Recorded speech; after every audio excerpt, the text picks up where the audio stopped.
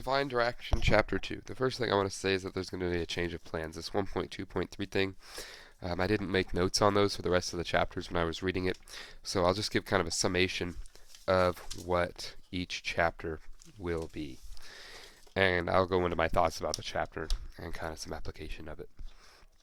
So, Chapter 2, Stop.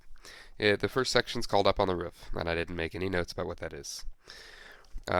But later in the chapter, he gets into some deeper things on the application of this idea of stop. So, cause and effect. All I wrote for this is wisdom is God's navigational tool for helping us to make decisions about the life we want to live. I think a good, powerful statement right there. It's wrapped up in a nice little bow by itself.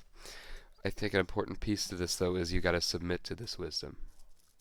If you don't take the wisdom, then if you read through Proverbs, then you're going to be looking like a fool anyways.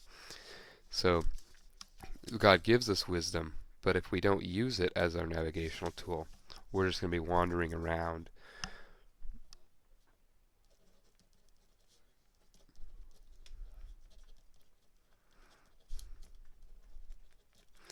And if we're just wandering around, we're not getting anywhere. Then 2.3, rest of the story. So this is one thing Craig had to go through, and he talks about kind of his anger.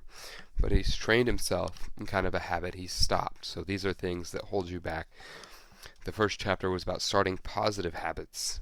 Chapter 2 is about ending negative habits. And a good way to do that is to replace them with positive habits if you look into habit theory. So the rest of the story. He just wants to, in this chapter, he encourages you to think, my note says, pause and think when you make a decision. So taking 10 seconds to stop, think, possibly pray about it. What would this look like if I did it this way? What would this look like if I did it this way?